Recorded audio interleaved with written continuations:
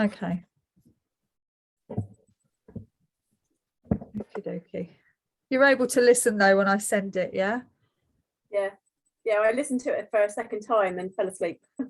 Okay. Pretty standard. Yeah. You have to know it's still going in. And actually, maybe your body's had enough at that point, and it's the right thing to do, really. It's all about frequency and stuff anyway, so it's all okay, isn't it? If you just all pop yourselves on mute, unless you've got, you know, some things to say. Let's pop that up.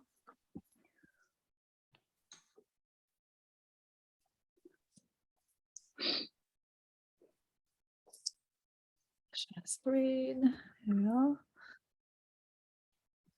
So I've actually worked out. Karen was helping me with my other class last Thursday, and I couldn't actually get rid of the top bit or put it onto full screen, but I've actually worked out how to do that. I just needed to drag my program down. So I can press play. Ta-da! Okay. Well, it does. Hang on a sec. Karen, if anyone goes missing, can you be in charge of that? Because when I go onto full screen, it takes away all my controls. For some reason, I don't really know why. Thank you.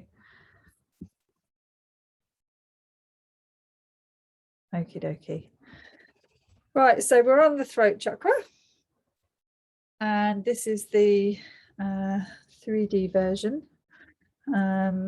which is obviously, like we've said all the way through, still very relevant. We are still going to go in and out of the colours of the 7 chakras. They are still going to be used.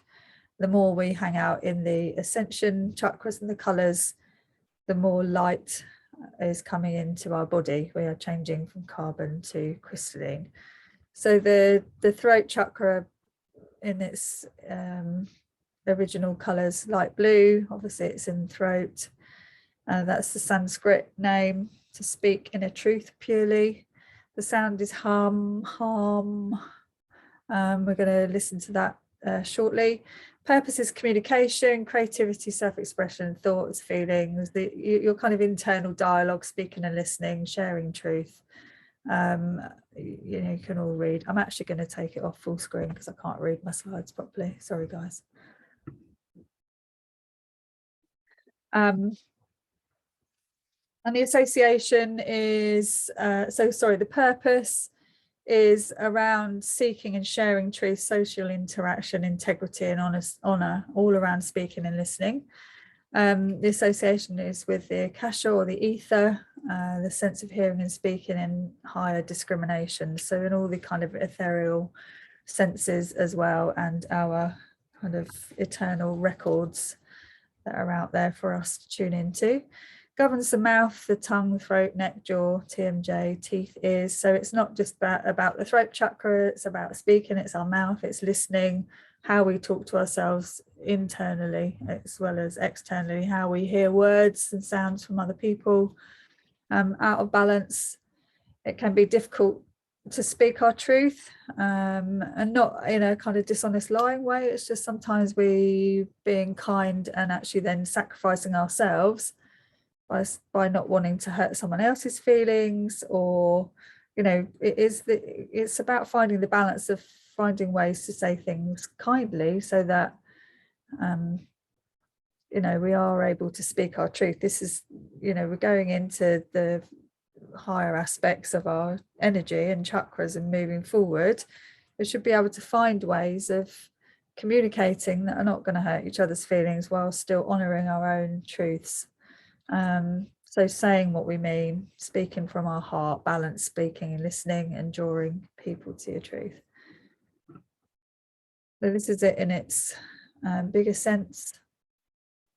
This is the David Essery card of the throat chakra, and it's royal blue, governed by Archangel Michael, and it's about heart-centered truth. So you're literally, this is used very much in combination with the heart, the higher heart, and then speaking that out channeling it through your throat. This can also channel ancient languages. So we've all seen in the last few years, especially, you know, the last couple of years, a lot of people now channeling light code and light languages. Some people you listen to, you can really feel, even though you don't know necessarily what they're saying or channeling, but you can really feel the energy of the shift that's going on in other people. Not so much, it depends again whether you can pick up the vibration or where, you know, whether their vibration matches yours, or, you know, where they're at with that really. So high frequency sounds bring in healing. So all the you know, the hertz energies, and, you know, you can play some of the Tibetan bowls in, you know, the higher vibrations to clear any kind of negative energies and entities, anything discordant. Karen put that video up in the group about the, you know, the sound being hijacked and the baseline being 440 hertz when it should have been 442, I believe. And then, you know, the sound of static and everything is all discordant energy, all just to interfere with our growth. So this is just bringing through now the freedom to speak our truth through the heart and our soul, and bringing unconditional love. So again, there's a lot of words on these slides. These are for your reference. You can either listen to me or you can read through those if you like.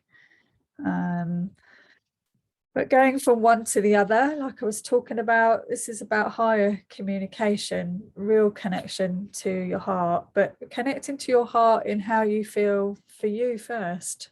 What do I want or need? What feels expansive to me? Not just, you know, because we're all therapists, it's very natural for us all to give out first and think what somebody else's needs are and completely forget about what we need first.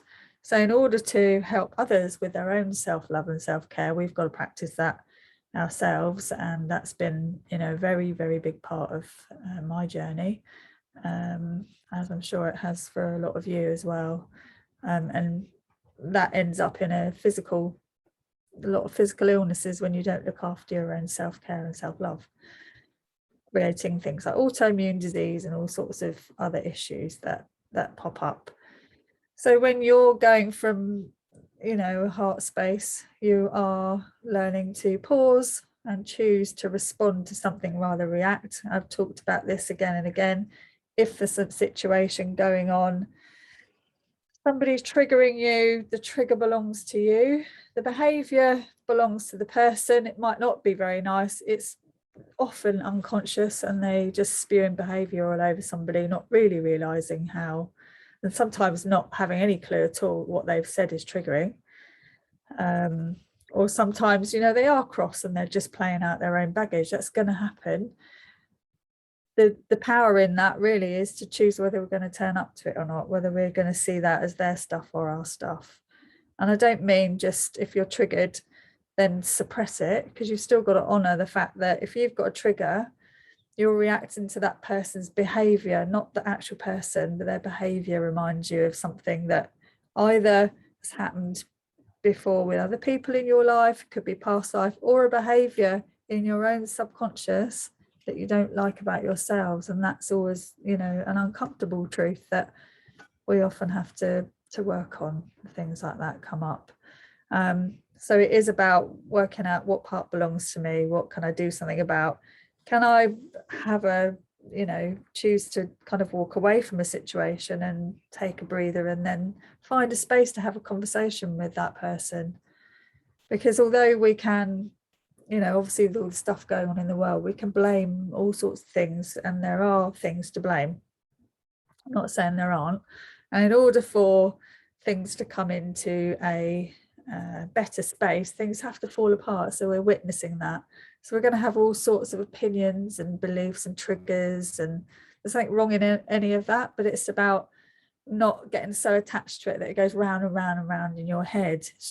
Just recognize you've got a trigger, feel where it is in your body, honor that feeling, know that it's okay to have that emotion. We don't need to be, you know, like these calm, you know, people that don't have any kind of emotions, because that, you know, partly is spiritual bypassing. But I don't know if you all saw a post I put up on my Facebook, which said Jesus was no saint.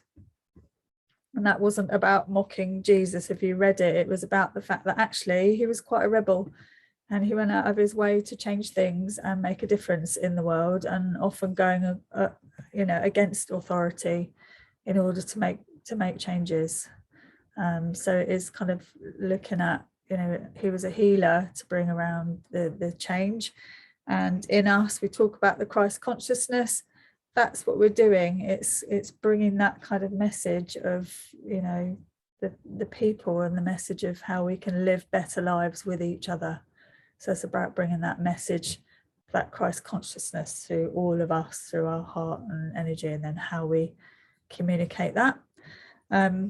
Interesting that there would be 3 Mercury retrogrades in a row, to get my teeth in for that one, because it's all about communication, and they're all in air signs. So it's all like big issues, and sometimes altruistic stuff, or things that, you know, get you all up in your head and start uncovering uncomfortable truths and stuff like that, and people wanting to bury it, and all sorts of, you know, communication being exposed. So it's been quite an interesting process. I don't know about you guys, but I feel really tired this week. Not, you know, not for any reason that I've done anything extra, but I do feel quite worn out with it all. And when you're having conversations and stuff, just to go back to this, you know, is to learn to chat it through, like I just said. But you could chat something through if something's bothering you with a trusted person. I don't mean in a kind of bitchy and gossiping way, which of course we are all going to do that as well at some point, because we're human, right? But it's in a get it off your chest and see someone else's point of view, have a kind of balanced conversation around something. If it's really going through your head, then sometimes you've got to look at why that's so triggering, and the fact that the other person, you know, they might have an issue too, and being willing to maybe listen to how they feel, and actually putting yourself in that position, rather than, a lot of the time we're just, you know, in our own stories around what we think they're thinking, or what we think they're saying, or what they think they're talking about us, or got our own narrative going on in our head, depending on our experiences of life. So, you know, we're triggered by certain things because we relate things to the past and an experience that we've had before, rather than being in the moment. Now, as a group of empaths, of course, sometimes you can feel, Faye and I had a small chat about this on Facebook, you can feel sometimes when, you know, people aren't saying what they really mean and stuff, and there's all sorts of reasons for that, and that's difficult to be in a situation. It can be really exhausting.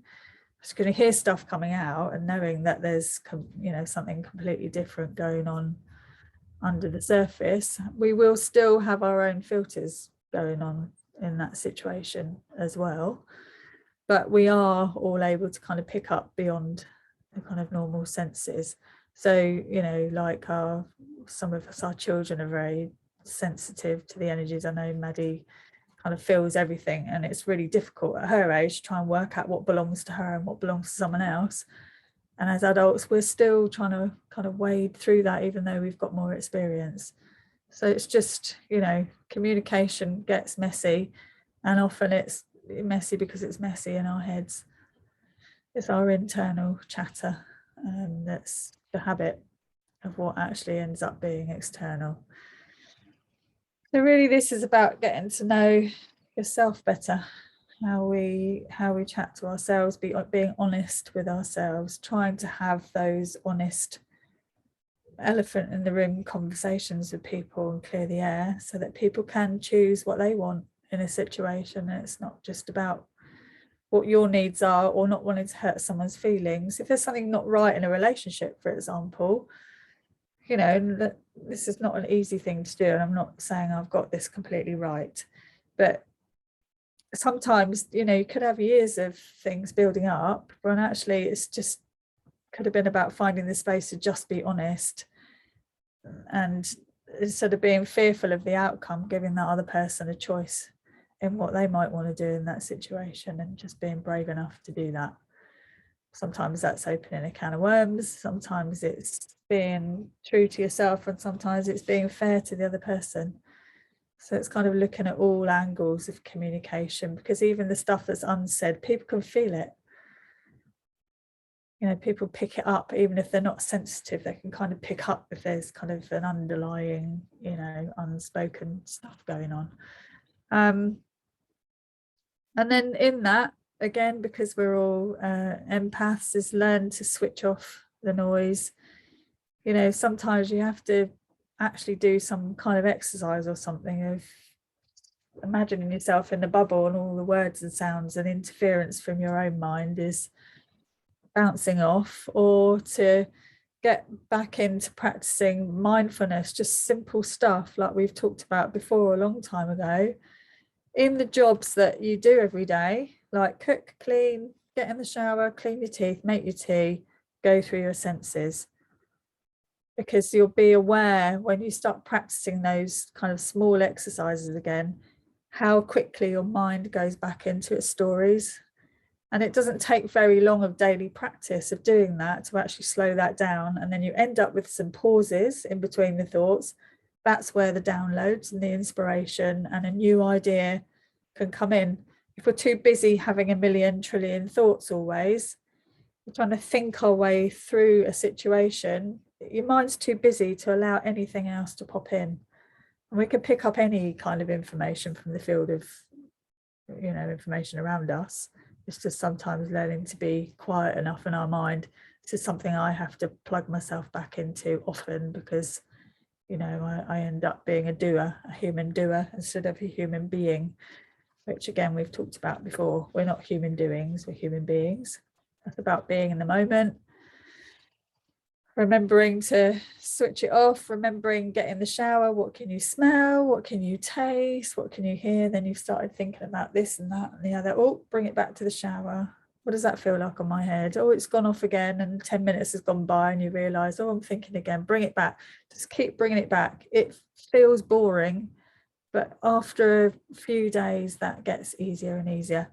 You all know this. I'm just reminding you of this, because the throat chakra is all about communication. And if we want to learn to communicate better, because we are 95% unconscious, we've got to stop the programs that run themselves in the background, the consistent monkey mind chattering away.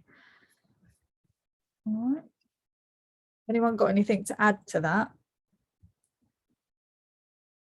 Anything popping into your head? No? I was just going to say there's lots of very good NLP techniques to quieten your mind, including something I like. It's called the vault. Yeah. So if there's something you really can't handle and you need to put it away, but you're finding it difficult to do so, you tell yourself you're going to put it in the vault. Only you can open it. So you have a combination to lock it away. You can't hear it anymore. And you tell yourself that you'll go back within a certain period of time. You might say, I'm going to come back in 2 days and deal with this. I'm going to put it aside. I cannot deal with it now. And what you tend to find, within 2 days, you've probably dealt with it, but you go back to it, open it up, and you're ready to deal with it. But sometimes it's just gone, because meanwhile, somehow you've dealt with it unconsciously without all those patterns and programs going on. Brilliant. So you parked it. Yeah. Yeah.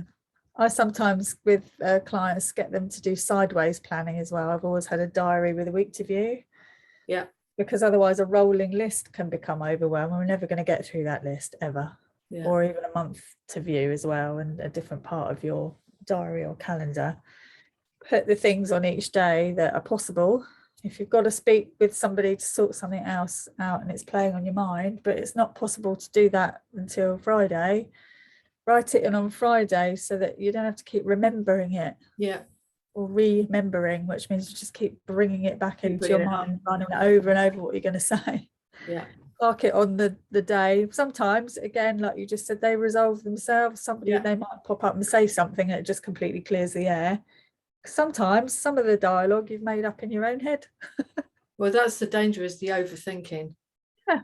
You know, we overthink it and the monkey brain gets involved and, you know, it goes off in a spiral. Yeah.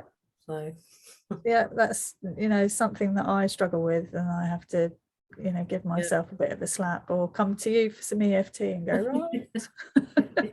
Let's just tap. Tap me out. Thank you, Karen. That's really important. Okay, no problem. So again, don't try and read this, too many words on there. I'll just go through it. This is just for you to have as reference. So the habits, what we've just spoken about, speaking, listening, hearing, and the collective of that too. So all the collective noise that we've got going on at the moment, and the divide, and the, you know, some people are waking up, some people are choosing to go further into their kind of habits or just their own little world because it's too scary to step outside of that. Just said about the 3rd Mercury retrograde. It's uncomfortable, it's exhausting, but actually it's really necessary because it all needs to be exposed in order for things to change. In a small way, we are the microcosm within the macrocosm.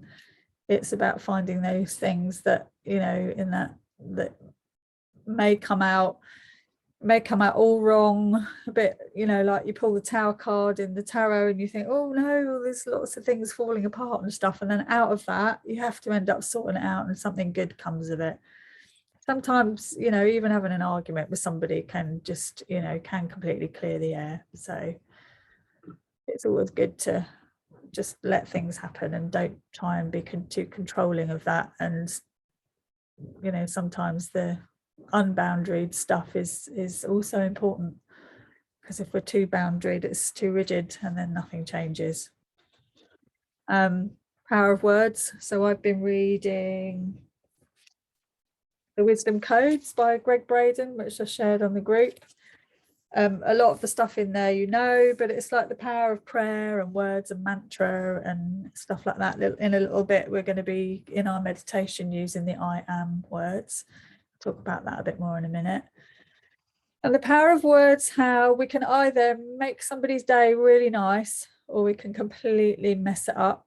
And sometimes if you've maybe said something that maybe wasn't as kind as it could have been, but you weren't necessarily aware of it, but you can suddenly feel the other person's energy changed. It's just have an awareness to that, oh, what changed there? And, you know, I wonder why they've taken it that way, and I don't know, try and have a conversation. Or if it's, you know, sometimes when words go out wrong or you don't want to be confronted by something, it's just to say, I'm going to the loo. Take ages, come back. By the time you've done that, you've had 50 million thoughts, they've had 50 million thoughts, and then you've had time to have a bit more of a rational discussion about it. It's a bit like, you know, again, sorry to keep using you as the example, Karen, but you said about being an informer. Sometimes, you know, you've said you've gone off on one, which I do, and sometimes you've just dropped something in and then let that unravel for people. But there is that danger, you know, within us to actually then just take it and run with it before people have kind of caught up with, you know, something huge that you've just kind of dropped in. But yeah, and that's something I do all the time. We can heal through sounds, kind words, laughter, for sure. Even if life is really shitty at times, is trying to find something to laugh at. That's sound healing. That's the best kind of sound healing. And learning to stand up for ourselves. That's really difficult to do a lot of the time, because you really have got to find that strength. And even when you're feeling full of nervous energies, trying to find a way of getting those words out can end up with, you know, a cough, croaky voice, a stutter, not finding the words. You know, you get stuck like a rabbit in the headlights. It's all stuff around communication that needs to clear. Then we all got triggers, baggage, beliefs. We can make choices. We can choose to respond over reacting to something. Words have feelings. They're not always literal. So try and feel into what somebody said rather than just taking it literally. And sometimes things are really literal, but try and use your senses in trying to decipher what something meant. The more you do that, the easier that gets. And if things are really out of alignment for you, you know, feelings and stuff, they can obviously then turn into physical ailment, because the physical body is the densest tissue. It's not solid as such, it's just how we perceive it. It is where everything kind of like the last destination. Things process through our left and right brain differently into our logical thinking minds and through our creative minds. If we turn off the monkey mind and the habits and the needing to be in a rigid controlling routine, you're allowing your creativity and more of your kind of feminine side and those intuitive moments and the pop-ups and the downloads to happen. That's why they happen a lot when you're either meditating, or when you're in the middle of the night, or when you're just dropping off to sleep, or when you're just waking up in the moment, because you haven't got that chatter going on. So it's best to try and find a way of getting something off your chest so that you don't create a load of your own interference.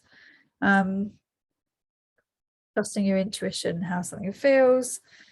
Try not to give your power away.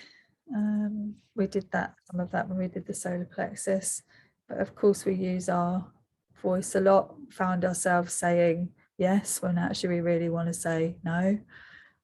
Again, I'm quite guilty of that. Learn how to be resourceful with things and check in with yourself. Saving yourself. So again, looking at what your needs are. We don't need external people to say and do things for us in order to save us. Again, that's something we, it's a kind of continual learning. It's finding a way to actually be kinder and standing up for our own self, or realizing sometimes that we don't even need to do that if we change our perception of something. There's nothing to stand up for. So yeah, those are my kind of soapbox moments. Again, some of those, sometimes that's good, because it's good to, sometimes it needs out, and sometimes, things need to be aired. So the power of speaking up and tending our wounds is that, exactly that. Sometimes we need to, share what our wounds are. You can find a therapist, you can have a rant, you can speak to one of your mates, get it all out. There's always wounds that stop us. And when we look at the subconscious wounds, again, we run 95% unconscious habits. If we think about our families, or even the past life stuff that we've all been involved in, it could have come from a family of academic overachievers, alcoholics, dysfunctional family, hugely critical, or completely the opposite, where it was all, over mothering or love and light and everything else, and then the world is a bit harsh. Your parents and ancestors and stuff, they all inherited their wounds as well, and they all lead us to our story of life, of not being good enough, or not feeling safe, or we might have a lack of trust. So in all of our scenarios in our life, we've all got a story to tell. So we can either hang out there, or we can work to overcome the family wounds. So with us, because we are learning to be more conscious, so I think probably less than 95% unconscious, really, that's just a general figure for the population, is to find ways of breaking the family baggage, basically. So clearing the wounds, like Faye was saying, just gone right back to clearing a load of the kind of witch wounds, baggage and stuff, so that we don't have to keep carrying that through every lifetime. So there's ancestral stuff, there's cultural stuff, there's family stuff, and beyond that, we know there's multi-dimensional stuff going on as well. So that's just like, how far can you go with all of that? All of your stories are completely valid, and they will get sympathy and empathy, and that's not to discredit any of how we feel. And some people's lives are hugely more difficult than others, and it seems unfair, or why me. What we don't want in those situations is for things to keep popping up again and again, because we want to break the program of what we've chosen to come in and do on some level, and then what kind of energy we need to kind of break into changing that into something else. So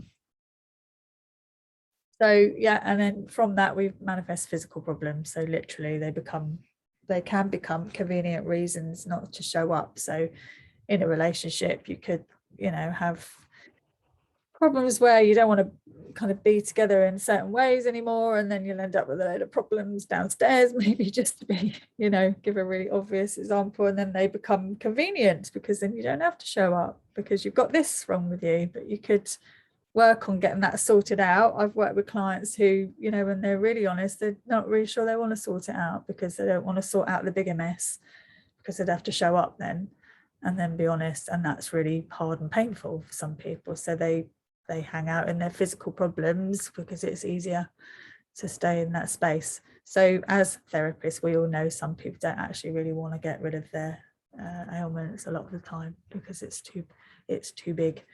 In the body talk world, obviously, and a lot of you know this anyway, we are creating a distortion of our senses in the womb before that and up to the age of 7, obviously less so the nearer we get to 7, because we are filtering life through our senses.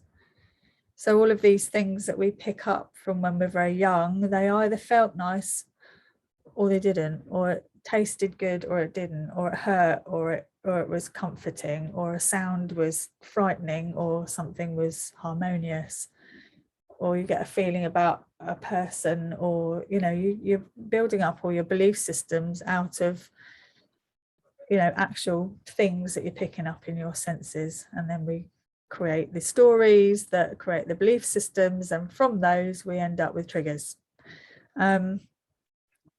Siblings are great for triggers because, you know, there's all sorts of stuff going on with siblings. My brother and I have many stories of which he can, you know, pull enough out of the bag about me as I can about him. But, you know, that's just the nature of, there aren't any kind of filters when you're, you know, with your siblings often, and it's all a bit, you know, fully out there and saying, you know, exactly what they mean without any filters at all. So that, you know, there's a lot of baggage in families around that.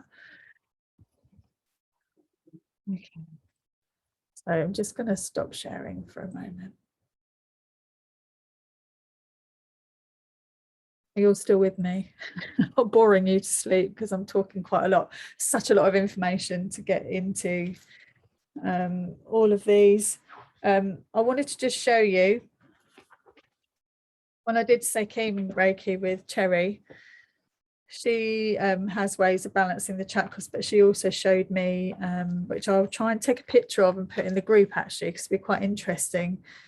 But chakras can get disfigured and distorted and torn, and all sorts of things can kind of happen to the energy in a chakra. So there's all sorts of different, it's really difficult to kind of show you properly, but they all have different kind of shapes and all sorts of different ways they can become distorted. So it's quite interesting to think of it that way. So, you know, some of us have got damage in our energy bodies that also needs to be healed. So when we do the healing, just want you to imagine the chakras coming into their kind of perfect alignment of where they need to be right now. So so the one of the ones here, the solar plexus chakra, is just showing how a chakra would maybe look when you've got a hiatus hernia, for example, and how that might be distorted. How they might look if there's drug abuse going on, or what a tear looks like. So it's interesting just to see how the energy bodies kind of become physical. And everyone else hear me all right? Yeah, I think it's just you, Pam, maybe. Is it your internet? Didn't you say your internet was a bit funny this evening when you came on?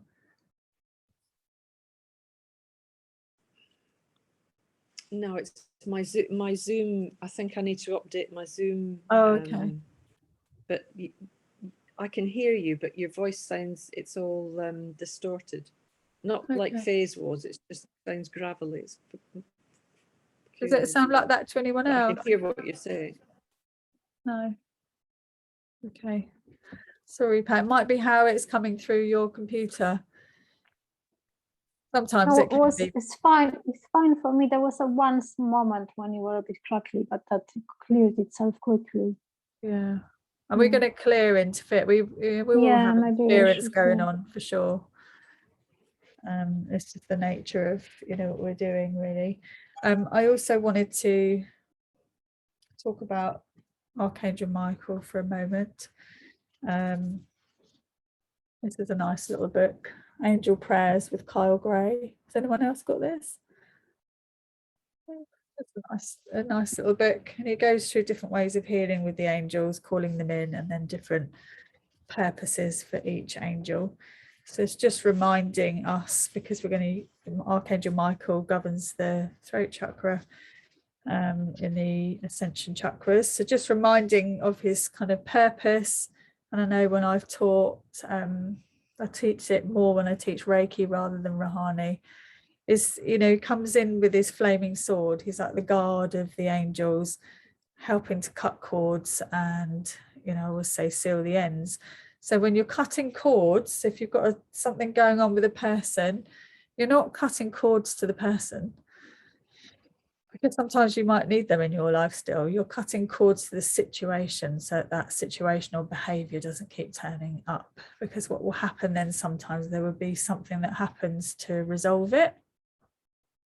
Sometimes when you cut cords, people try a bit harder to communicate and suddenly get in touch because they can feel your energies withdrawn. Again, you just stand firm in your kind of cord cutting and let the situation kind of unravel. If that means having a bigger conversation, then so be it. So his message in the book here is, so he's an angel who really encourages us to trust the messages we're receiving and to serve others. And many of us have learned a lot of spiritual truths during the course of our lives. And, through the jobs we're doing, we're learning through other people and their troubles as well.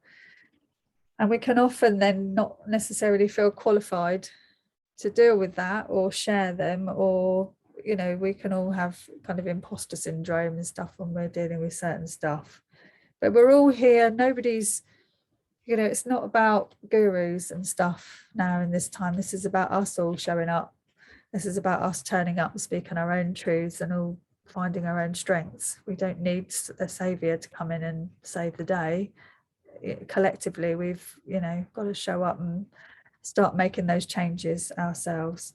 So he says here, you are already qualified to share what you know about spirituality, because you are spirit. There is a great light inside you that is desperate to shine, and I am here to help you. Call on me to dissolve the barriers and blocks that hold you back, so that you are able to stand strong and share. By having faith in the higher power, you're invited to take the leap forward, spread your wings, and allow them to carry you to new heights. It's the perfect time. So it's just allowing this message really to come forward for you whenever you need to hear it, and know that you can call on Archangel Michael to stand by my side. Every meditation I do, even when I'm bringing in my other guides, I always call in Archangel Michael, even if he doesn't show up on his own. He's like the guard, if you like, that comes to help with cutting cords and clearing energy. So, through these turbulent times, I think that's probably a good suggestion for all of us, especially as it's governing the ascension aspect of our throat chakra, is to ask him for help in that communicating of how to create change, how to bring it for ourselves, and how to learn to talk to ourselves a bit better. So just always calling on him. I was just thinking if I had anything else. Yes, I wanted to talk to you about it's part of the meditation that we're going to be doing.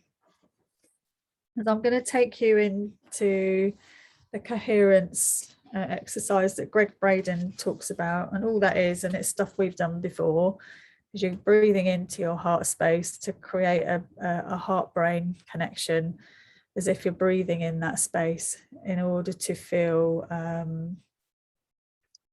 in a space of joy or gratitude, or you know, deep kind of unconditional love, so that we can bring about some changes.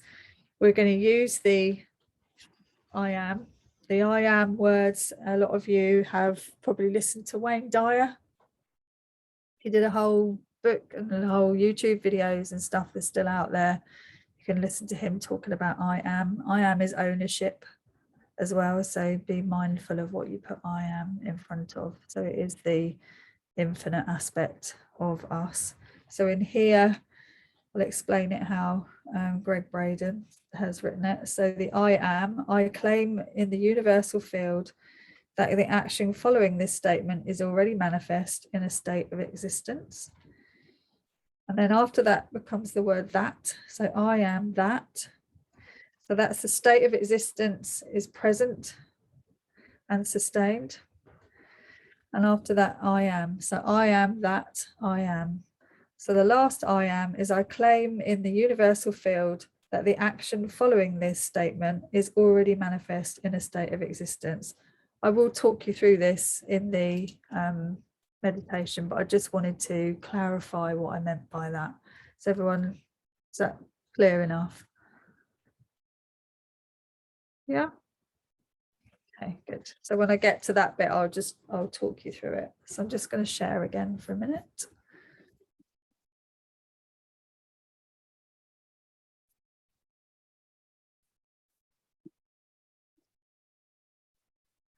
So, that's it. So in this bit, if you've got a pen and paper, great. If you haven't, just I remember it. I'll stop sharing for a second. I want you all to just think about a limiting belief that you've got around your throat chakra issues that I explained earlier in not good enough, not feeling safe, just thinking about wounds you might have from your upbringing or things that happen with other people, maybe when you were younger. So some blocks in your throat chakra, times when you've not been able to speak up. So if you can share some of those, I will write them down. That's what we're going to be focused on clearing and asking for them to move. Already burping. Who wants to share? Pam, you've come off mute. Yeah, growing up, I wasn't really allowed to have an opinion, and especially now, because my opinion tends to be different from my family group. Well, not so much the family, but my husband and some of my friends. I'm having that same issue again. Not doubt that my opinion's wrong, but just not expressing it to keep the peace, if you like. Okay. How does that make you feel? Frustrated, really. How did you feel as a child Frustrated. when you weren't allowed to have an opinion? I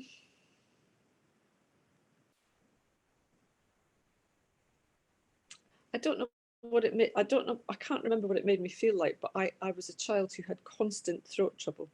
Okay. I'd always had a sore throat, What do you think the family baggage was that was creating that people don't have an opinion or children don't have an opinion? Oh, it was the old-fashioned seen and not heard thing, really.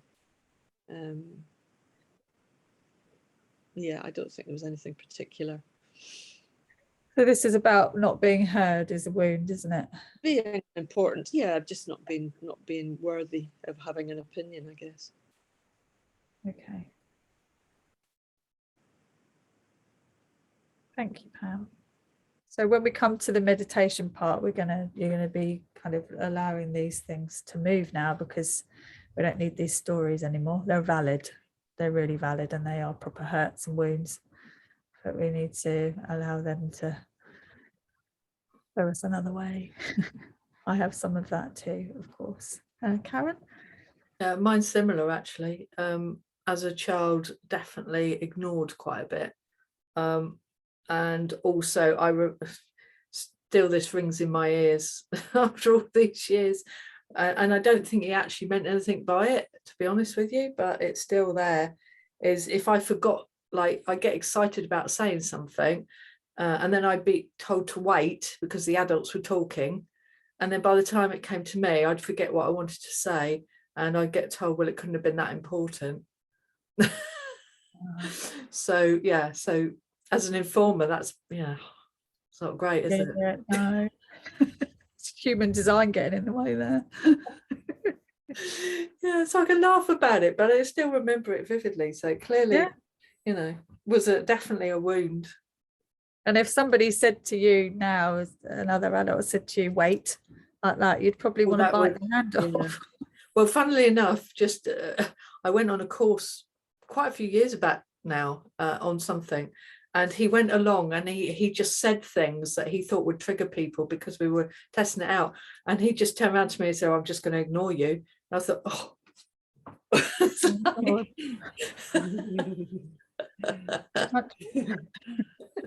So hard though, isn't it? Definitely picked up on it. I was like, that's the worst thing he could have said. Yeah, the breakthrough course in body type. I don't know if anyone else here has done breakthrough, have you? No, they poke at your wounds for 3 days. Yeah, that's really bad. And actually at one point in the class, this was about 12 years ago, my kids are quite small, I was, instead of crying hysterically, I was laughing hysterically because she'd really pushed my buttons. It was Terry Ann. I love her to bits, but it's all very raw. And Rowena and I were there together, and I was laughing like a lunatic. I couldn't stop. I was like beyond. And Rowena's going, "What?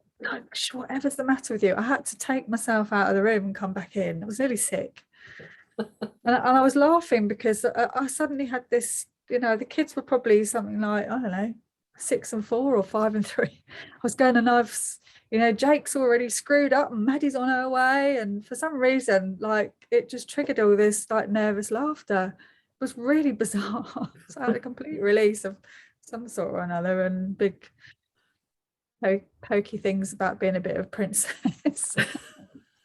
Odd to hear. A bit entitled, bit like that still. So yeah, it is those things, isn't it, where somebody's able to kind of get in there and yeah. I mean, all the bits that are painful, or you realise they could see them. Yeah. And then when he said, "Oh, I'm just going to ignore you," I think everyone could see. I think I was like a rabbit in headlights. Oh. Can you feel that in your body still now? Not to the same degree, I have to say, not to the same degree, but I do think it's, there's remnants there, but I can laugh about it now. At the time it was mortifying, even though I knew that's what he was doing, and he was doing it to everyone for that reason. Yeah, it still was mortifying. Hard. It's really hard. So yeah, if anyone wants to go and do breakthrough, that's what you've got for 3 days. I'm not sure. Very big girl pants. No, it's hard. It's harsh. Thank you, Karen. Okay. So that's not being heard as well, isn't it, really? Yeah.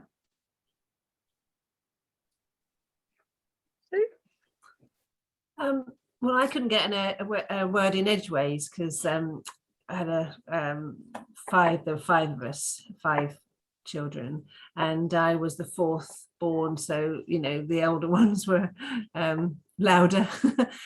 But I always sort of feel that people are not interested in what I've got to say, and I still speak very fast because I think I've got to say it so quick because otherwise they'll lose interest. Okay. And I also had a stammer when I was younger. It wasn't as bad as my brother had one quite bad, but I would kind of like find it hard to get the word out. I particularly remember when I started work and I needed to answer the phone, and I would say good afternoon. If I just said it quick, it'd be fine. But as soon as I thought about it and sort of like thought, like that. It was terrible. And then in the end, so one time I just used to say morning, not good morning. It's like morning, you know, whoever, Taylor Accounting, not that would be that one, it would be the work where I, you know, had, but it was quite a kind of thing. And every now and again, if I get a little bit sort of too worked up, I have it still. Yeah, when you get nervous. Yeah. And do you feel that in your throat, do you think? Yeah. And the brother that also had a stammer, was he the youngest? No, he was the second eldest, so he was the eldest boy. So you're all just fighting for your space to be heard again. I think so, yeah. And what he did is he went to a speech therapist, and he sort of said what it was is if he knew someone, he'd be all right. But so after a while, he got to get to know that person, so he wasn't nervous of them. And then they said, "Oh, you're cured," and it was like, "No, I'm not." Yeah, it depends who it is. Yeah.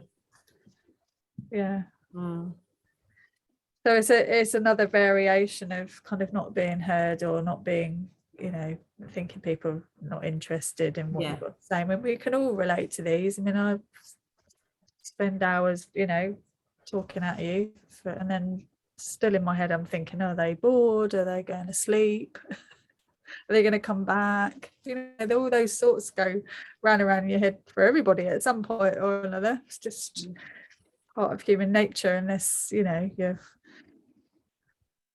got rid of all of those somehow. Not, you know, these are eternal lessons for us all, I'm sure. So thank you, Sue. You're not alone. Louise? Probably the imposter syndrome, I should think. Yeah. I do have a thing about being seen. So depending on where my head is will depend on whether, you know, the idea of kind of being seen and speaking out is just sometimes it's just like, oh no, I don't want to do that, thanks. Yeah.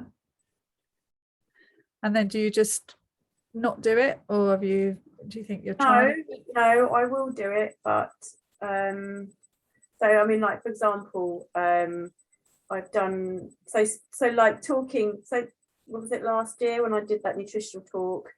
Yeah. I mean, you know, I was wearing brown trousers and some to do that. And I've done a couple of talks since then.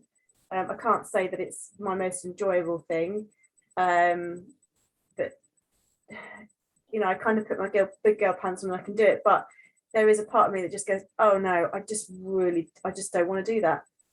And so then it's kind of like I have to get over that block myself to then get into that space like, we're going to do it.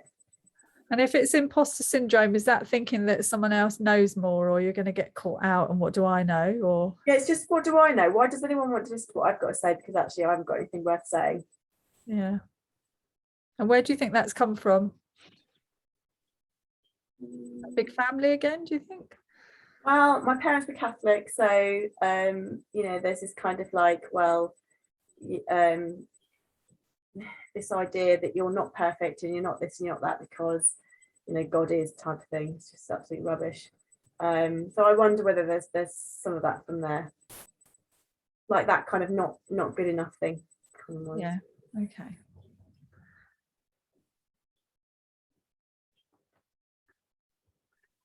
So I'm just going to put, what do I know? Thanks, Lou. Right. Who else is off mute? Natalia? For me, it's coming that it's kind of unsafe to speak, and because it can be like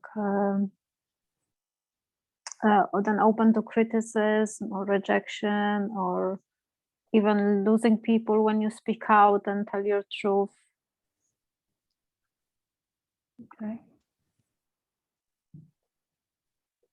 Can you see where can bring unknown, and you kind of open yourself to unknown, and okay, it doesn't feel safe. Did you feel like that as a child as well? Yeah, definitely. I mean, that's more like yeah, as a child, yeah, the criticism is more like and yeah, and over like years sometimes I lost some people because I said something, like, and just open up, not really like criticizing someone, but like just really open up how I feel about stuff, and then they just couldn't take it. So and now even like I feel like, with the situation now, if I speak out, I know like you kind of losing your circle of people you know, and friends. It's just like getting slower and smaller and smaller, and people which you were very close with, because you've got different opinion. Everyone knows how it is now. Yeah. People just kind of put you aside, so Yeah. just like I just feel like, obviously we will lose more people, and I guess everyone is going through the same. Yeah. Yeah. And actually we'll find more and more like-minded people, and there is, obviously quite a lot of people on the same kind of wavelength. Yeah, obviously, but at the same time it's a bit sad, But it is hard. Yeah. that you kind of being rejected in a way again. Yeah. Because you've got different truth. So yeah. Rejected, left out. Yeah. Yeah, I think we've probably all experiencing some of that to a certain degree as well. Yeah. So yeah, thank you for bringing that. You, Faye, you're off mute. Yeah, I can relate to everything that everybody said so far, but one of the ones for me that makes me really angry, it made me think of a funny story actually. When other people try to tell me my truth or try to tell me who I am, Yeah. who I should be, that makes me furious. And I was just thinking, I remember being 4 or 5 and I was always the lead in the school play, just throwing it out there. But this time I was Mrs. Santa Claus, and it was Christmas, and I really needed the toilet, but the teacher was talking to somebody else. You could see I needed to go. And I was like stood there and she was like, wait your turn, wait, what is it? Speak when you're spoken to, or she said something stupid like that. So I just was like, okay. And I just looked at her dead in the eyes and wet myself right in front of her. Out of spite, sorry, it just made me laugh. That taught her a lesson. Yeah, exactly. I can't remember why it made me think that, but that was just because I just found the whole thing ridiculous, and she could see I needed to go, and I was in discomfort, so there we go. But yes, sorry, what was the point? I can't remember. It's been a long day. Just about what blocks you've got around speaking out or hearing words, or how you interpret other people, or whatever that is for you. Oh, loads. It's funny because I've just done loads of clearing on it today. One of the things I felt for a long time was didn't really want to be on this planet. And one of the things I realized today was that I came back, but because I was kind of coerced and asked to do it rather than by wanting to do it myself. And the reason I didn't want to do that is because when I've spoken out in the past, it hasn't gone right for me. Yeah. And that's why I'm kind of here, but tentatively here a lot of the time. It's like 1 foot in, 1 foot out, which makes a lot of sense. Does it feel unsafe? Yeah. Human behavior doesn't change, does it? No. So it's felt, yeah. Okay, so you're in a space of not feeling safe then. Just to kind of communicate, your truth, because people don't understand you, and that's okay. Yeah. Actually, obviously looking from the outside, and you're probably one of the bravest people I know. To be honest. I'm being mad. Yeah. No, Okay. brave. You are brave because you do show up and speak out, and it's a lot kept in. Yeah, it's that, because maybe that's something you are trying to bring because you want to do that in this lifetime, is overcome it. Yeah, definitely. Yeah, hard thing to do. Thank you, Faye. Thank you. So we've got it's funny, Faye, what you said, because I was just working as well this week on stuff, and it was very similar to what you said as well. Like I was scared, because like whatever I said before, or like used as my healing and said about stuff, it was used against me. So I had to work to clear that out. In a past life situation. you mean? of it. Do you Yeah, mean yeah, past life? yeah. So I was just working last week with that as well, like with similar stuff what Faye said. So that's interesting. Oh, yeah, brilliant. Good. Synchronicity again. More to clear. Thank you. So we've got Val and Mandy. Who's next? Mandy? Shall I go? Yeah. Yeah. Sorry, I can't see you. Where you gone? There you are. So for me, I was quite enthusiastic and excitable and chatty as a child, and I got that sort of the need to be quashed. So sort of that feeling of, you know, get down, don't be excitable, don't be brave, don't be fun. You know, it's sort of like speak when you're spoken to, but sort of make yourself smaller, if you know what I mean. So less there somehow, which I think, which is interesting. But what came up was something I actually spoke to you about, Suzanne, in not our last session, but the session before, about something that came up with my sister, and I spoke my truth. And I'm very confused about how, if you speak your truth, if it's right or wrong, really. It's I'm muddled about it, because I do understand that you can hurt people's feelings, and it's not, you know, don't want to do that, but there's something very special about speaking your truth. Anyway, my sister's response was, I don't ever want to talk about that subject again. Completely, you know, zip you up. And it's the same thing.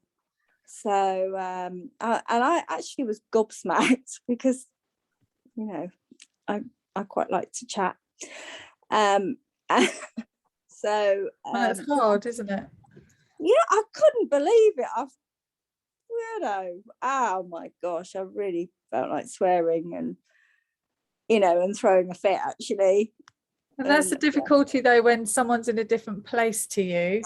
It's one for us to kind of think, well, how do I feel this is going to go?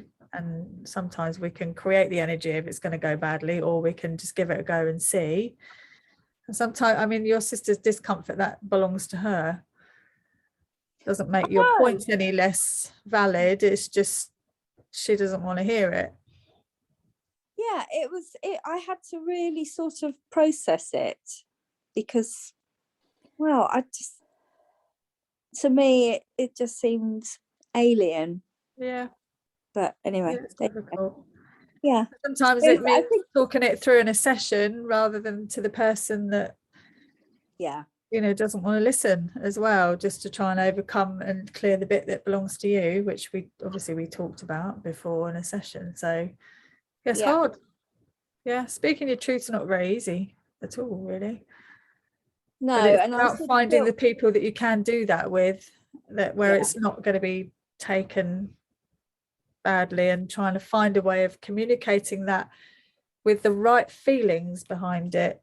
Because if you've got like going on inside, and you're making somebody wrong, for example, this is just using an example, I'm not saying this is you, and you're saying different words to what you're actually feeling inside, what people are going to get is the vibration and feeling that you're bringing. Because you could be, you know, we've all done it where we've been passive aggressive, where we're not actually saying what we mean at all, you know, or we're saying something completely different, and actually we are pissed off, and it would be better just to say, well, actually I'm really pissed off about it, but I know that belongs to me. How do you feel? It's better to be honest about how you're feeling, because they're going to feel it anyway.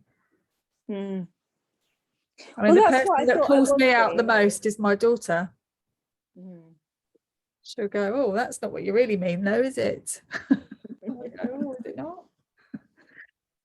But I actually thought I was being really quite honest and not passive aggressive. But yeah, that's what I meant. I'm not talking about you per se, but I'm just saying how these things can get all distorted. Yeah. So when we are trying to speak our truth, we've got to try, we have to match the feeling and vibration to that. Yeah. So if we're not ready to actually own how we're actually feeling when we're going to say it, then we're not ready to say it sometimes. Or if we can't be honest about how we feel, for example, it's just creating an example, not saying that that's what you did. It's difficult. Speaking to truth is difficult, and then they're going to hear it through their own filters and tend to their own wounds around that, about what they don't want to listen or speak about. Yeah, I suppose I thought that I might feel some resolution, and I didn't. I felt sort of the opposite. Yeah. So it didn't feel like it was of It didn't clear the air. No, it felt very unpositive instead of positive, really. Yeah. But anyway, yeah, so that's my thing anyway. My relationship with my brother was similar, and I've had instances where I've been so upset I've been literally shouting in his face to get some sort of reaction or him to join in with the conversation somehow, and he would just kind of either look around me at the telly or say, "Have you finished?" Wow. And I'd be like ready to hit him with a plank of wood. So yeah, I know how that feels, Mandy. And they're just like, yeah, I don't want to hear it. And you're like, okay. Yeah. And I just shouted louder, so it wasn't the sort of being heard that I meant, though. No. Yeah, it's painful, and that stops you wanting to speak out, because there are going to be people that don't want to hear it. Yeah. You can't be everything to everybody either. And it's, aligning to our own truth means you align to the people that are in that space with you. You'd be surrounded by more like-minded people, and then you can just manage the other people that need to be in your life that you love anyway. So long as you've got enough time with the other sort of energy in your life is what's important, I think. Doing what you feel is right for you. Thank you, Mandy. Yeah. Okay, thanks. Valerie? So what Pam said initially was the first thing that also came to my mind. When I was a kid, I was not allowed to, well, my voice was not valued in any way. I was so shy that I was never going to try and say, much that made any sense anyway. And then when it got better, then I was told to shut up because I was too gobby. Okay. So it was, trying to find the balance. And then I think that later in life, I find it easy to speak my truth with, let's say, a group like here tonight. So that's not a challenge, and it shouldn't be a challenge because we're like-minded people. But what is a challenge is finding how much of a seed I can plant in a conversation with people that are on the other side of, the other end of the spectrum. Yeah. So that's the real difficulty that I'm navigating, because I find myself in group chats and, meeting up, say, school mums and everything. And I realize I'm the only one who thinks differently. And it's whether you say something, whether you shut up. And if you say something, what do you say and at what point? And then when I say something, because I eventually, say something, but, something very gentle, I can see the look and the behavior of the people changing. So it's finding the right balance between what's right for me, instead, in terms of saying my truth, but not damaging myself nor my daughter, because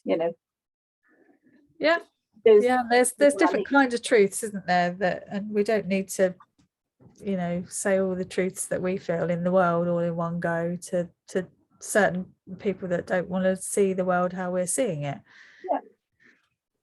And the other difficulty in that same scenario that we're all experiencing too is you don't necessarily want to join in with some of the conversations because it's not how you feel. So then like a lot of us here probably just end up being quiet, or I'll go off on one and then think, oh, wrong crowd. You know, I have a tendency to need to sit on my hands when I'm on Facebook, because it's just like, oh, I'm really oversharing here now. So yeah, it's about finding balance again, isn't it? Yeah. Yeah, it's very hard. And when you've got kids to think of as well, you know, it's difficult, because you can't just, you don't expose yourselves completely either, because you've got to think about, you know, living in the world and things. Yeah. How you want to kind of live that ultimately. We're all good souls in the right mindset of changing lives. And if you think about, you know, roles we've been in before as witches and whatever else, and our witch wounds, we're called therapists now in this lifetime, and we've had a voice for a really long time. You know, only this century, obviously, women were still being locked up, you know, in our time for menopausal symptoms and PMT. But we've had quite a period of our adult lives, you know, in our group, where we've been able to have a voice and speak out and help people heal and have a different way of seeing the world, and people having different avenue than going to the doctors and stuff like that to see how we tick as humans. And that's been popular. And now, you know, with some groups of people, it's not popular. And then with others, they're going, well, actually, that makes sense now. I get it. I can see that that's another way of looking at life, and that we are all energy beings having an experience. And, you know, spirituality is a, you know, a real thing. It's not, we're not human doings, are we? We're human beings. But the divide is where the, you know, the control systems have created this human doing system of, you know, the matrix and stuff, and we're all a bit like, no, that's not for me. So it's interesting that we're now all here, you know, in a group, still speaking out and trying to find different ways. So the throat chakra for us guys is huge. You know, it's a huge thing, because it's something we've struggled with for many lifetimes. So it's interesting, Faye, that you had your clearing today as well. So we're going to do the meditation. I just want to check that you can hear the sound, actually, because I've actually worked out how to do sound through my screen. So we're going to share.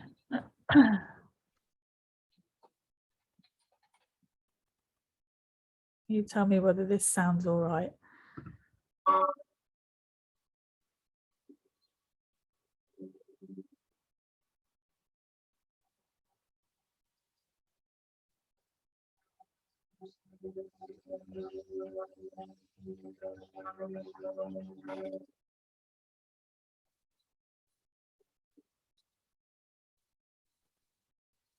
It's quite distorted my end. Yeah, quite in and out. It's so disappointing. Sorry.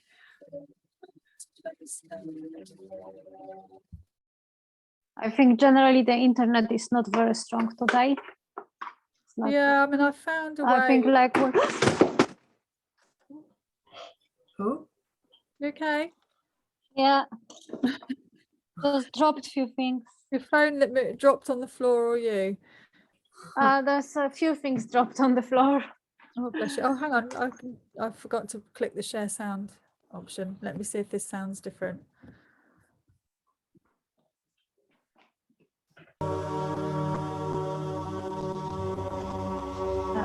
Cat helped me to drop a few things on the floor. Yeah, it's good here. It's better, yeah.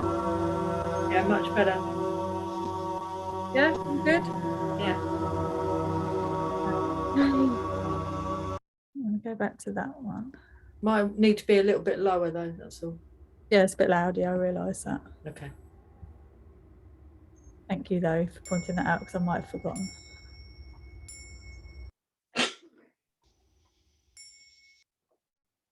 Okay. Eva,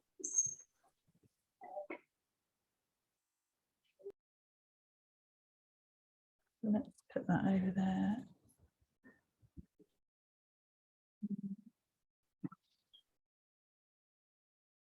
Yeah, that's just a slide on there for you guys. So I'm going to stop sharing for a minute. So what will happen is I'm going to go through the meditation, and then there's going to be part of it. So I'll go through the usual, take you on your journey, ground you. We'll go through the chakras. We're going to concentrate on your throat and clearing this energy. I'm going to do some command codes just to clear anything that's hanging around, anything else in our space, and anything that wants to clear through what we've been talking about. So I'll do a tiny bit from the divine healing. And then I'm going to do the I am part of it, the Greg Braden part with the coherence.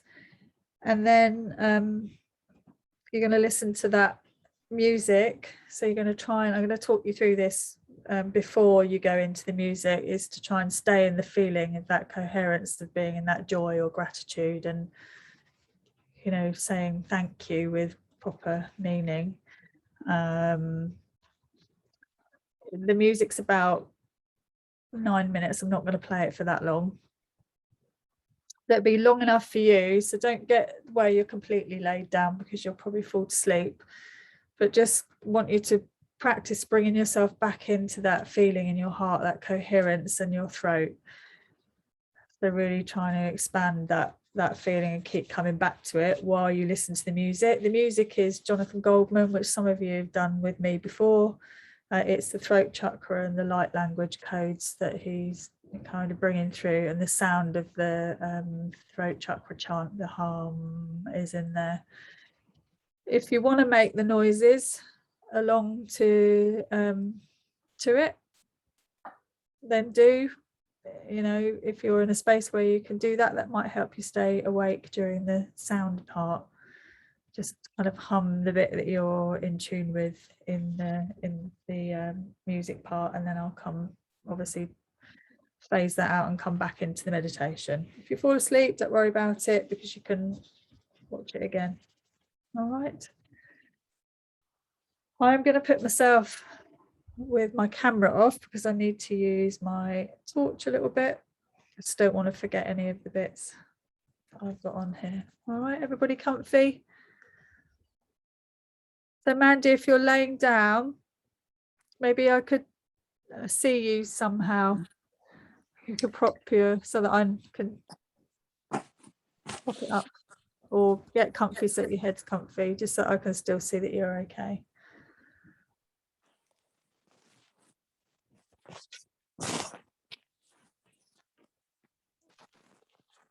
Just set the intention that you're going to stay awake, but if you do end up drifting off, don't worry about it.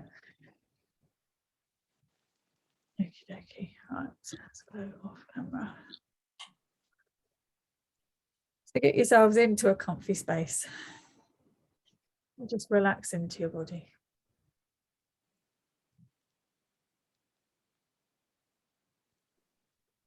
Close your eyes when you're ready.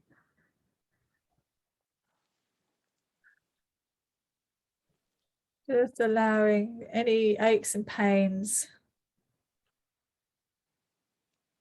to relax as you breathe. Relax as you breathe out. Get yourselves comfy. I want you to try and stay relaxed when you breathe in as well. So just being aware of your body, staying in a relaxed state, whether you're breathing in or out.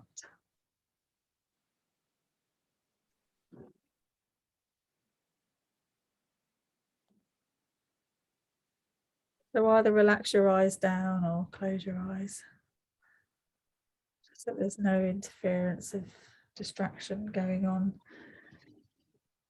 And either imagine doing it or actually do it. Put the six-pointed Rahani star on your hands. Remember, with all your fingers pointing forwards.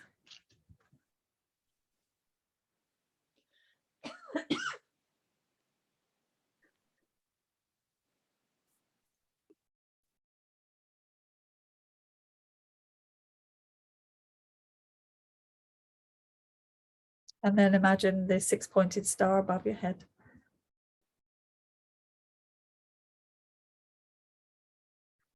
Just connecting into that energy.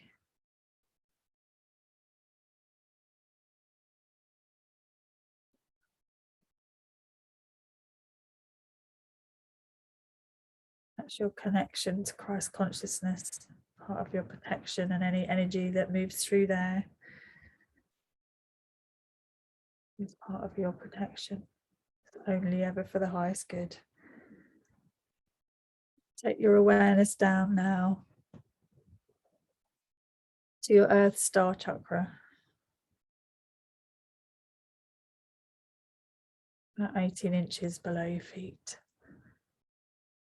Just allowing your roots, the base of your spine, the soles of your feet to push down and connect with the Earth Star, and then down into the center of the Earth, your connection to Mother Earth.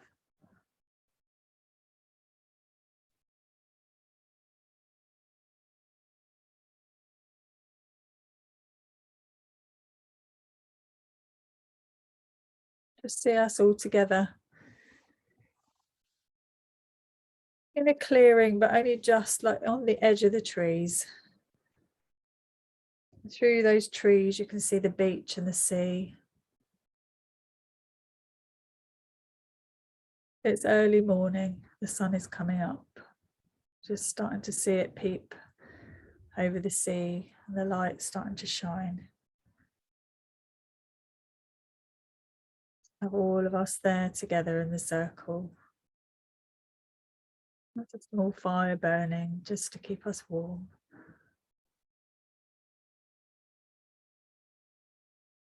Tune into your senses. Smell the sea, the air. What can you taste?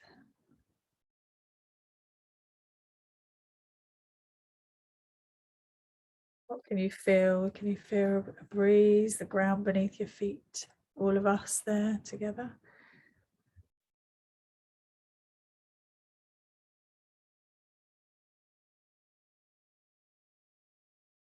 What you can smell.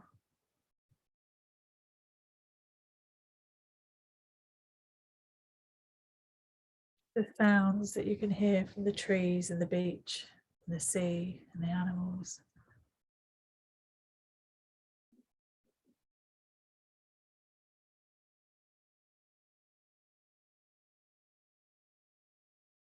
And what you can see in your mind's eye, the colours, what's around you, the trees, the beach, what you can see in the sea. Noticing the colours of the sky.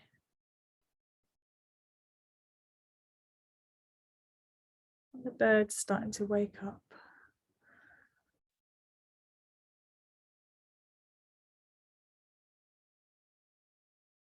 Just bring your awareness now into your chakras. We're just going to go through the colours just to get the column of light.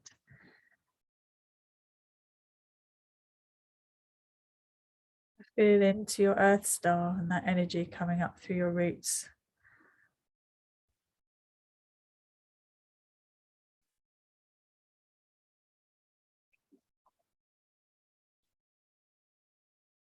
That magnetic silver colour.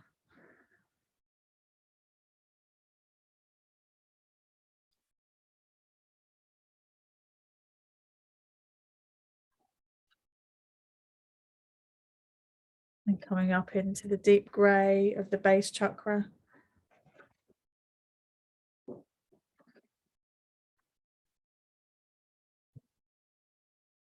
Following that colour.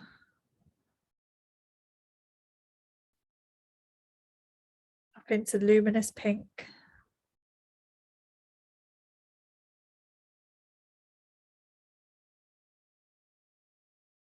Into golden light as it makes its way up your body.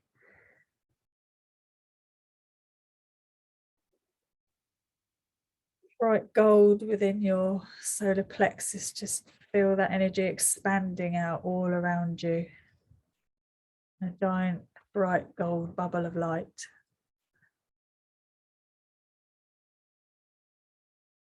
Your own protective bubble. And only what you invite in can come into this space.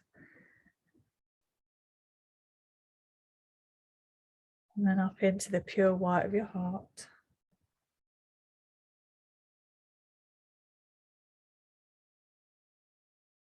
Into the royal blue of your throat, allowing that energy to expand a little bit further out than the other chakras. Creating an awareness of this royal blue colour within and all around you.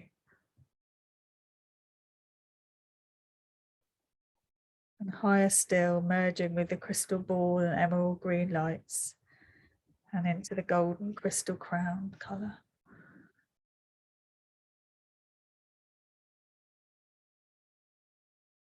Slightly above and behind into the moon white. Further again into magenta. And then that connection then into the bright golden orange.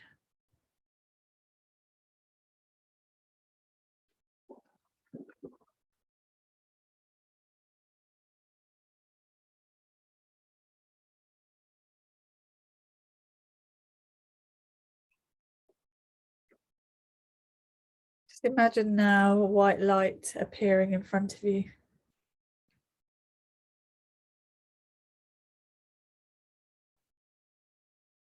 And just invite Archangel Michael in. And invite in your guides to join you on your journey. Whoever needs to come today, and always for the highest good. So only those that can step into your bubble.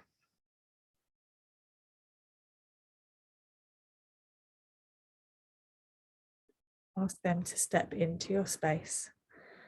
And just see your own personal golden bubble expanding as your guides and Archangel Michael are here to assist you on your journey.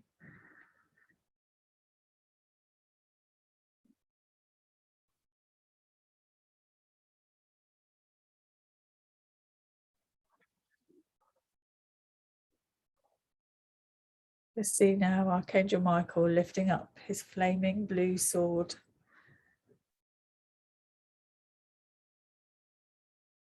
Channel through the six-pointed star, the violet gold flame of transmutation. With the assistance of Archangel Michael, just allowing any energies that no longer serve us to be transmuted and cleared, cords cut and the ends sealed.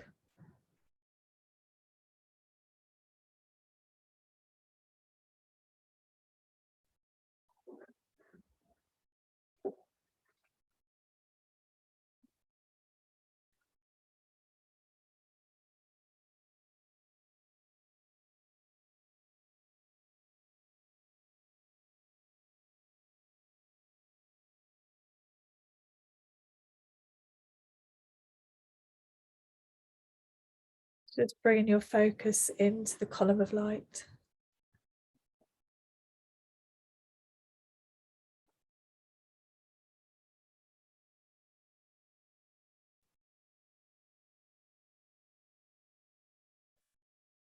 Allowing your energy to expand. Just illuminate your throat further. Deep royal blue.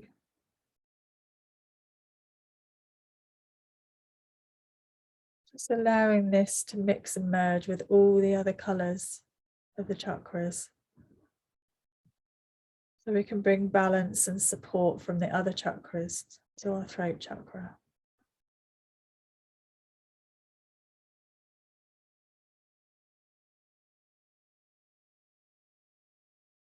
Just bring into mind the limiting beliefs that we talked about.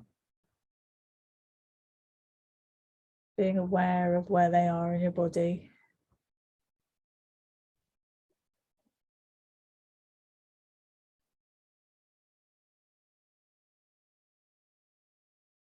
Just bring down now the healing light of Rahani and the golden white sparkly light of the Mahatma energy. Bringing that healing and support to where it's needed, to the spaces in your body that you can feel.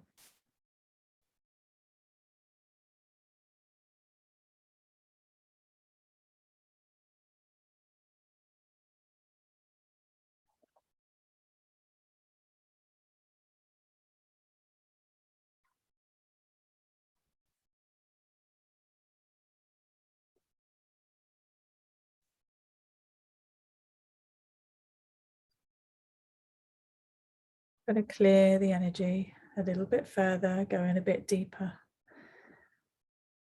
Just follow along in your mind with the words I'm saying.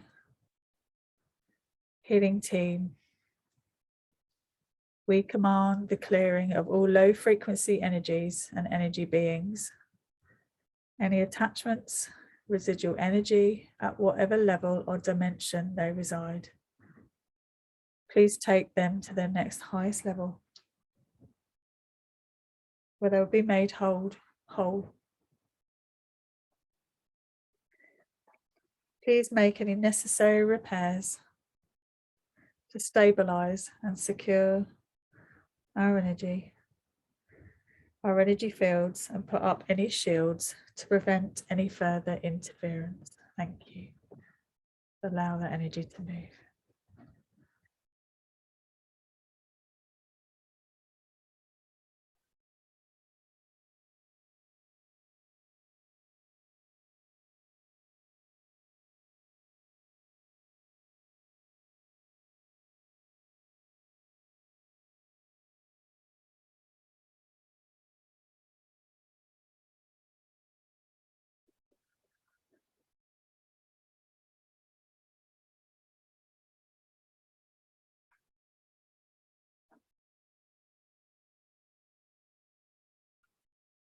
Purity Elohim, break resonance, please seal the fields.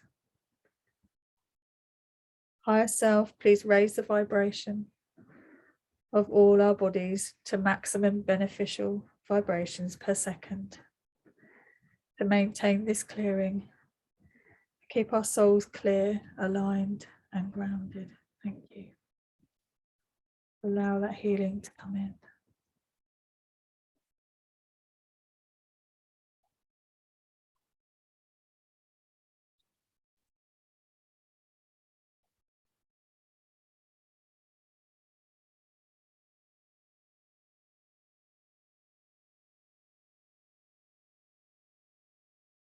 Feel that golden white light filling every space as we allow any negative or draining energy to leave.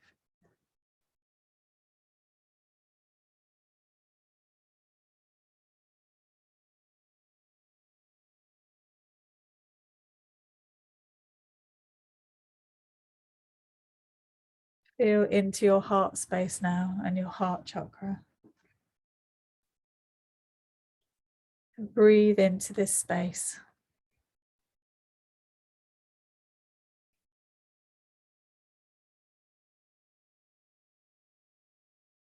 Shift your awareness from your mind into your heart energy, allowing this to expand within and all around you.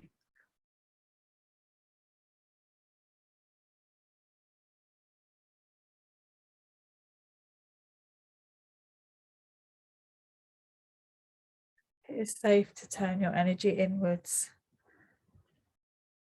Connect deeply into the feelings of gratitude.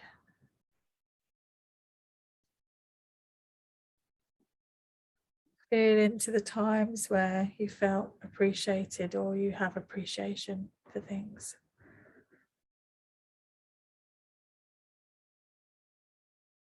A time of laughter and joy. Just allowing this feeling of love and care to expand into every cell, expanding that through the whole heart chakra, mixing and merging with all the other colours.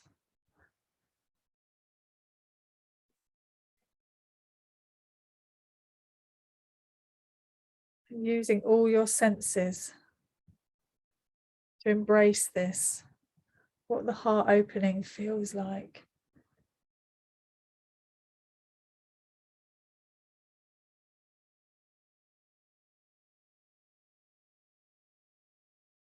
What it sounds like.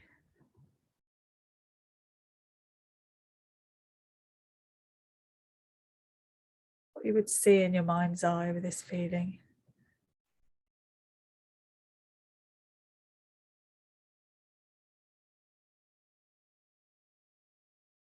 And from this space of harmony and non-attachment, knowing that you're in the universal field of energy and a state of existence of all there is.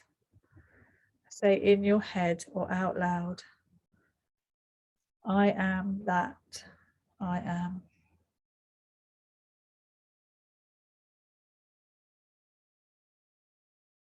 Say this a few times over and over in your head or out loud. I am that I am.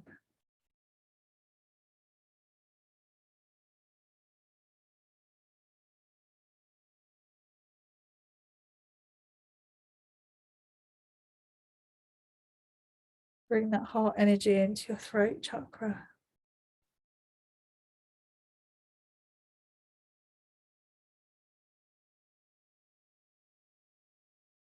And then repeat, I am that I am, already healed.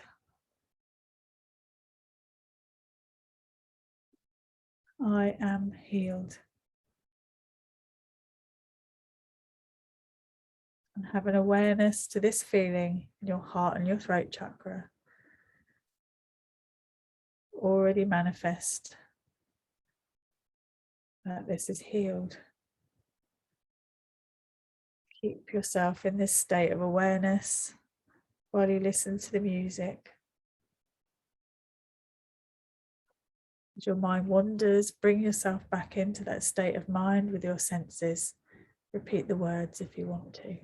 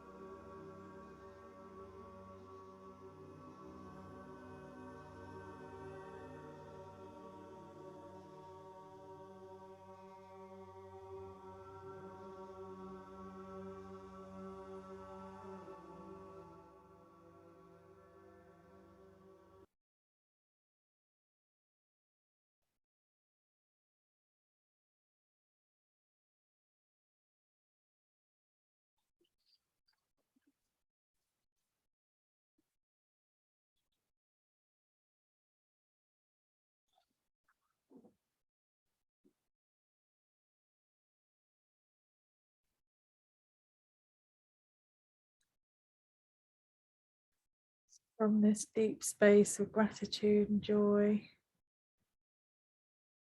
And your healing already manifested. Saying out loud or in your mind, thank you. Really feel the words of thank you.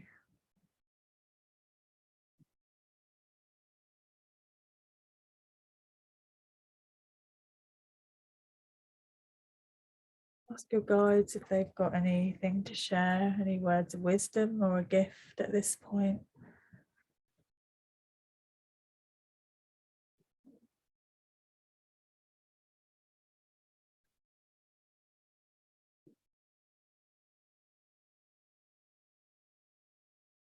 Just gently start to bring the energy of your chakras back towards your body, closing them into the perfect balance. Thanking your guides for coming, seeing them going back through the bubble of light. Bringing your own personal bubble back towards your solar plexus. Keeping yourself grounded. Knowing your guides and angels are around when you need them. And gently start taking some slightly deeper breaths and moving your body, knowing that you're back in the space in your home.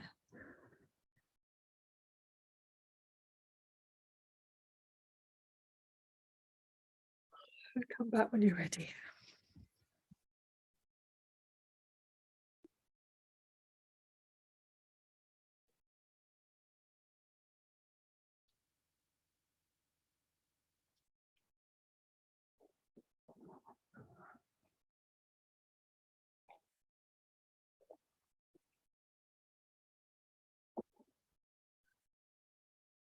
Everyone awake? Everyone back? You awake, Faye?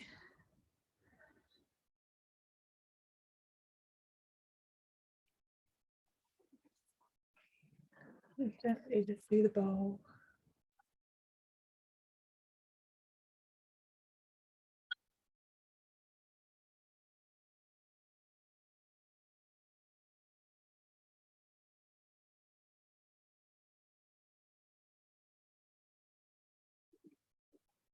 No, she's gone.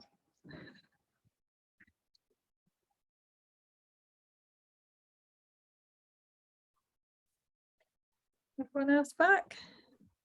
The gong didn't work. We couldn't hear it. Oh, Yeah. could you not? Okay. That's because maybe I'm not sharing the screen thing. I don't know how to share this sound like that, and if it's out here with me. I've learned to share it through my computer. It's funny because we can hear you. He can hear your You voice. should be able to hear that. Yeah. Can't hear it? Oh yeah. That's a little bit. It doesn't come across very well on Zoom. No, No. just trying these things out, isn't it? And working out what works and what doesn't work. Do you remember Christian who did the sound therapy? Yeah. He changed his settings to original settings. Yeah, I saw that in Zoom earlier and actually I didn't click it. Yeah, Should have. that's what he said. I wasn't sure whether I was clicking it or not clicking it. I couldn't remember whether it said it was on or off, and now you said that it was to click it on, wasn't it? Okay, did the sound come through all right? Yeah. Okay, good. Yay, a win. Anyone want to share? I know it's dead on 9:30 more or less. So if anyone needs to go, if they want to share first, just a quick share and you can share further in the group. You're all a bit tired.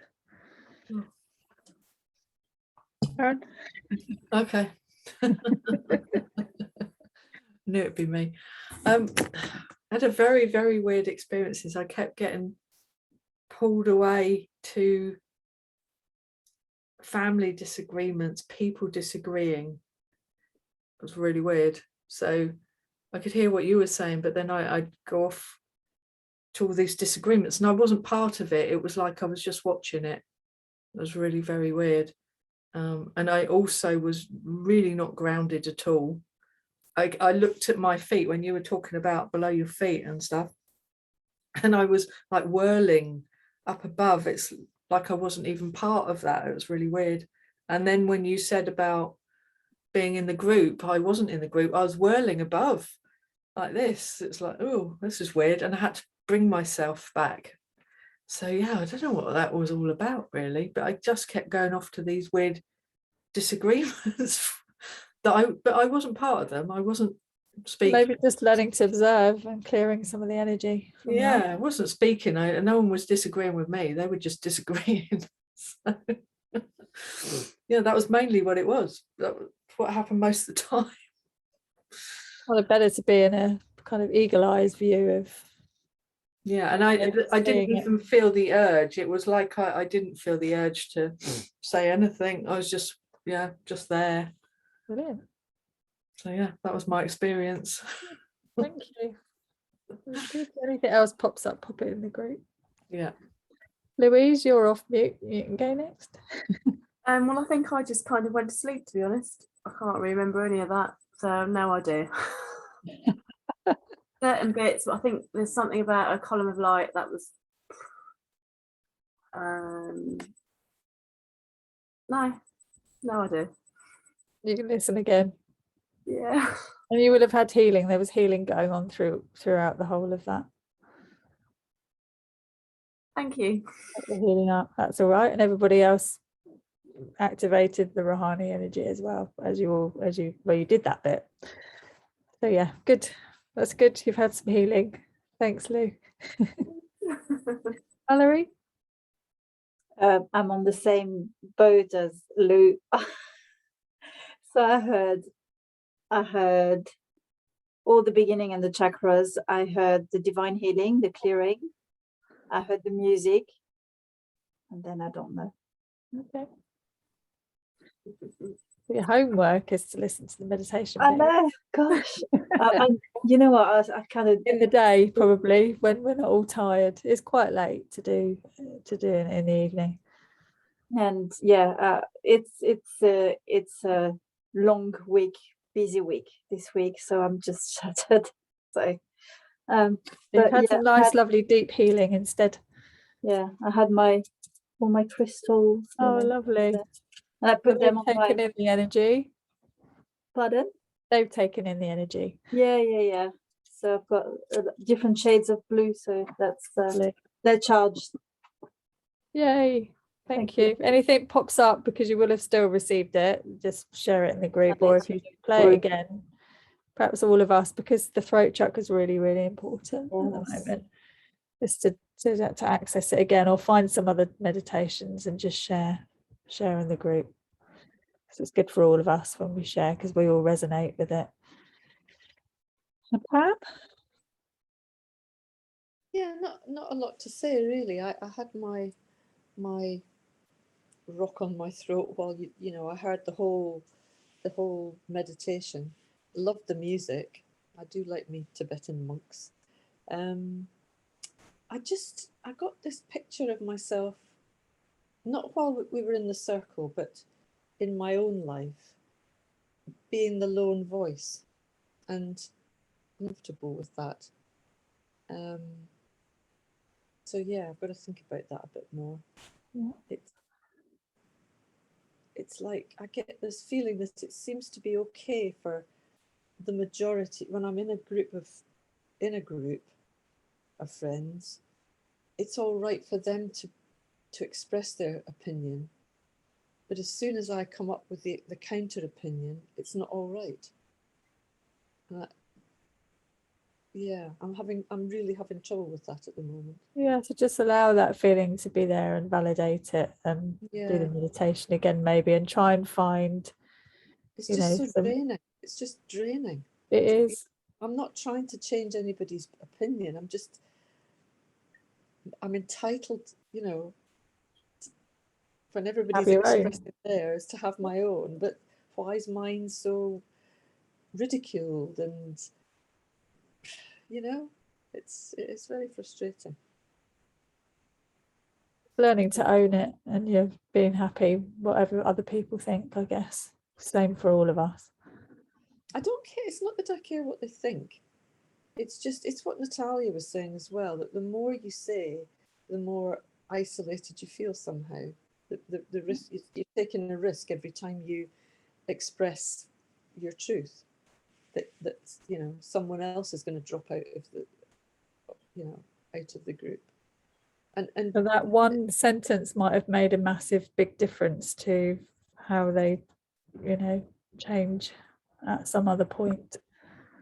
yeah. So it's planting seeds still, just being brave enough to show up still, and just stand in your own truth. Be okay with it yourself, I guess. It's easy for me to say, we're all struggling with that. Practice the feeling of gratitude and the words over and over. In the book for Greg Braden, those are said like a mantra over and over and over to feel the power of the words. It's good, yeah. Yeah, it's interesting.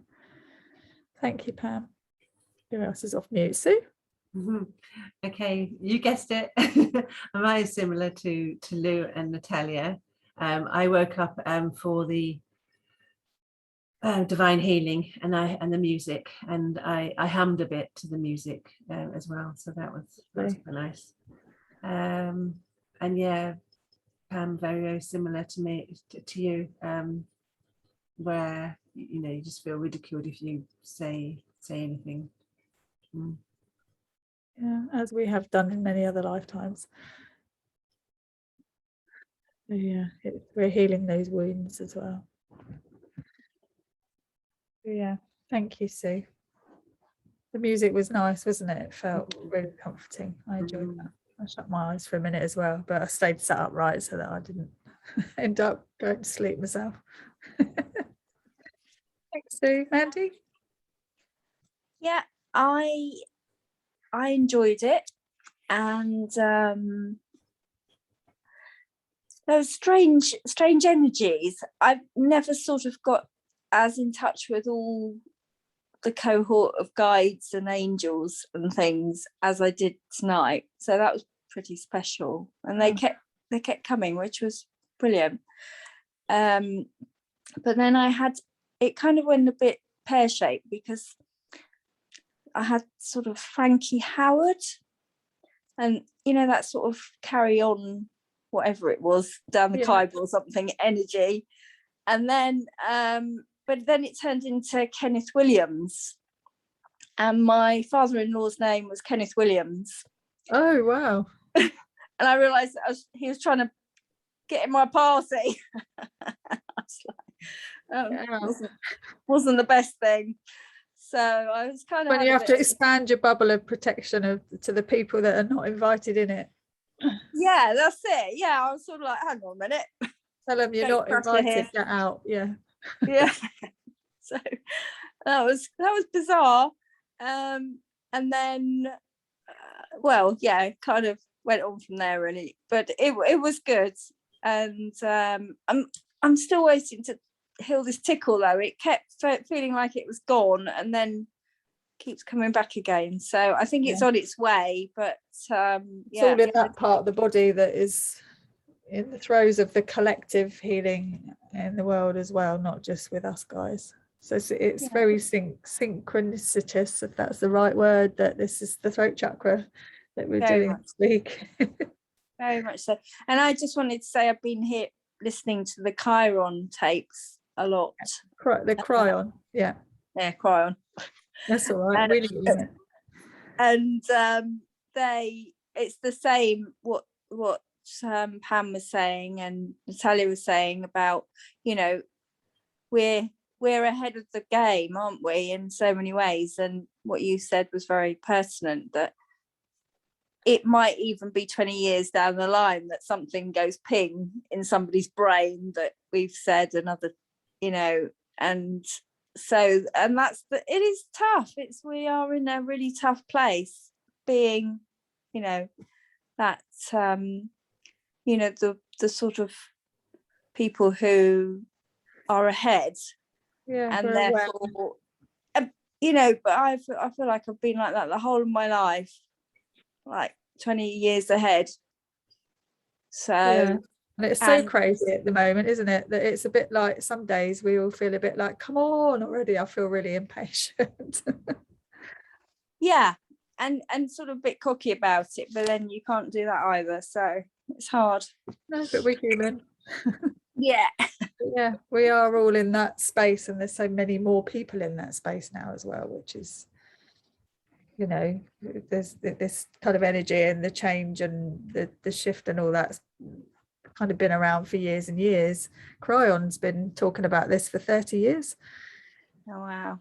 So in this Incredible. accelerated part now, a lot more people have gone, whoa, what's going on here? And it's created a bigger collective, which is a good thing. It's just we've got to watch the show fall apart. Yeah, thanks, Mandy. We got Natalia and Faye. So here's, do you want to go next, Faye? It'll be short and sweet, I'm afraid. I had a lovely nap, but then my right knee kept twitching, so I did wake up at one point.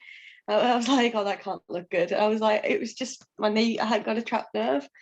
And then I woke up for a bit, and then I heard the music. My throat's all hoarse, I know that much. Listen to that. Oh wow, it is gone. Okay, yeah, I heard the music for a bit, and then I was out cold again. But it was very nice.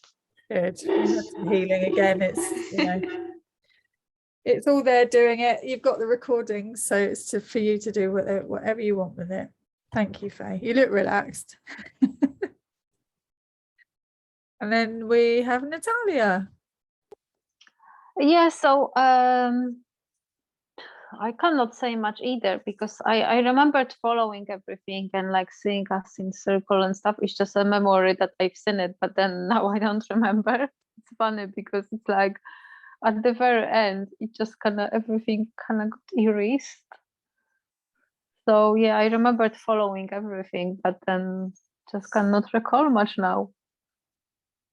Yeah, we're all a bit tired now, aren't we? Yeah, I think so. Yeah, I had a very long week as well. It's lots of going on. So yeah, but it was nice and relaxing. And I know that wherever I was there in every moment of the meditation. So the music and stuff, and when we were in the circle, I could see us, and like it was very enjoyable being together and seeing things and seeing the colors and sounds, and yeah, it was really nice being together. But details now I cannot recall it, but yeah, that's good. So what I observed just quickly, and then I will let you go, is that there was some really deep healing going on. My hands were really hot because I had the intention of keeping that going.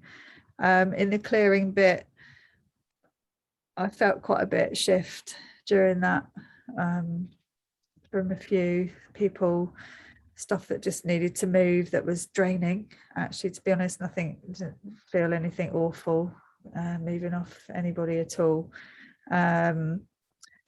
Just that kind of energy that makes you feel a bit flat. It's like that kind of just negative draining, like the collective consciousness that we're trying to get through to, that kind of flat energy of, you know, feeling quashed. That's a good word, Mandy. It's that, and that's what it is, isn't it, when you don't feel like you can speak up. So that did lift a bit, but that bit where we'd gone into the music and stuff was, yeah, really deeply healing and relaxing. And there was, you know, I could see all sorts of things going on in my mind as I was watching you all. So yeah, it was lovely, really lovely. Just to feel the energy of that in my own body as well at the same time was really nice. It was peaceful. So yeah, again, I will watch it back. I will endure listening to my own voice, which is never, you never sound quite like you think you do. And I'm like, oh, really nasal. Well, yeah, thanks everybody. Anyone has any insights or anything relevant to the throat chakra, anything else that you think would be good for us to use to clear it, then, you know, and your suggestion, Karen, of the vault and stuff is brilliant. Just, you know, anything like that, because to make these changes, we've got to keep working on that. The more light we have coming in, the more we've got to, you know, the light shining on the stuff that needs to shift. So even if you slept, you've had that healing going on throughout that.